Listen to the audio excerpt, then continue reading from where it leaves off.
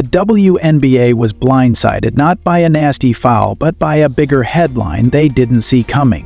While fans were still debating hard fouls on Caitlin Clark and the league's double standards, Sophie Cunningham did something no one expected. She stood up for Clark. Yes, the gritty, sharp-tongued player stepped up and lit a firestorm of support.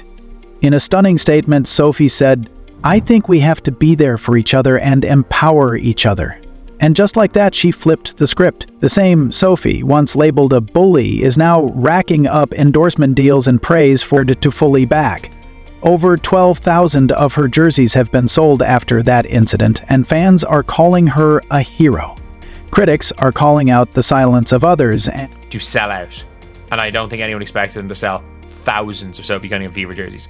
Like, so much so that the crappy $80 jerseys, which are like the worst quality things ever, have sold out as well. So here's the question. Why did it take Sophie to say what the entire league should have said weeks ago? Is the WNBA protecting the brand or just protecting egos? Share your thoughts below, as this storm is far from over, and the first signs of this powerful impact which Sophie created showed up almost instantly.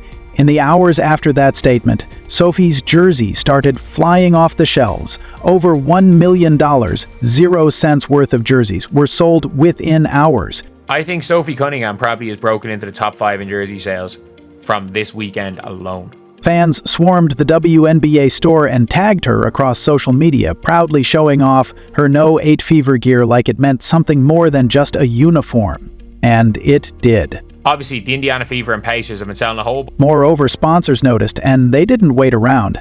Adidas and Quest Nutrition, already backing her, leaned in harder. Then came Mad Hippie, Skims, and Suns Live, all keeping her name in the mix. That rise in fame was well-deserved because what she did for Caitlin wasn't small.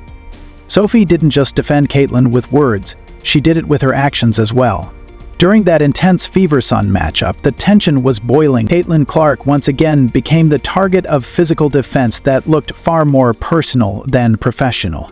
Sophie might be the Rick Mahorn of this team, and I'm here for it. Thus, people were supporting Sophie, and the praise was swift.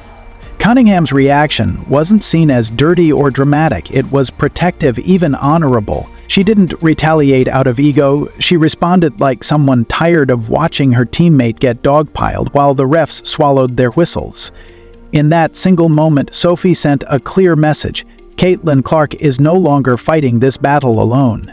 And she didn't stop there. After the dust settled, Sophie spoke to the media and made it clear that her actions came from a place of principle. "I just think she's had a lot of pressure put on her shoulders," she said. "A lot of people haven't walked in her footsteps, so it's easy to judge and to say things. I think we have to be there for each other and empower each other." There was no cryptic dodging, no sugarcoating. Sophie was direct and unapologetic. I've been very blessed with being around a lot of GOATs in the game and learning the game on another level. To be alongside of her and maybe relieve the pressure, being able to shoot and spread the court for her to go do her thing. Then made it clear, what's happening to Caitlin is bigger than just one player. It reflects how the league treats its rising stars. Sophie framed her physicality not as aggression but as loyalty. Her actions were about standing up when no one else would. In a league where too many are afraid to speak, Cunningham acted. And fans noticed. But while Sophie was out there throwing her weight, literally and figuratively, behind Caitlin Clark, the WNBA's official presence felt strangely muted.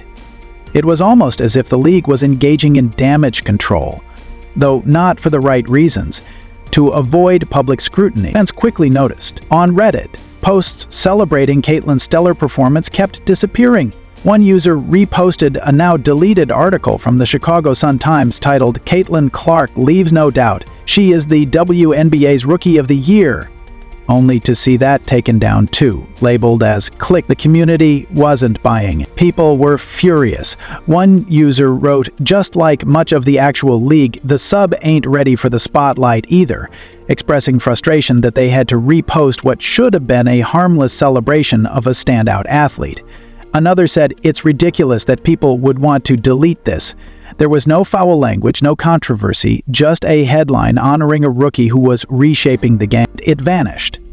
And it didn't stop there. Multiple Reddit threads discussed how any media post too openly supportive of Clark, especially those praising her with terms like face of the league or highlighting her viewership numbers, seemed to get mysteriously, or at least the online communities closely tied to it, didn't want Caitlyn's rise to overshadow the rest of the WNBA. But that's not how growth works. You can't go viral, cash in on the hype, and then pretend the face of that movement doesn't exist.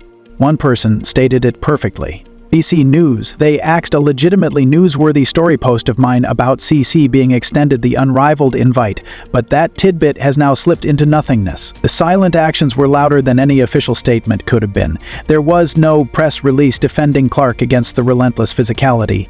There is no memo calling for consistent officiating or condemning flagrant fouls. Nothing. Just a vacuum.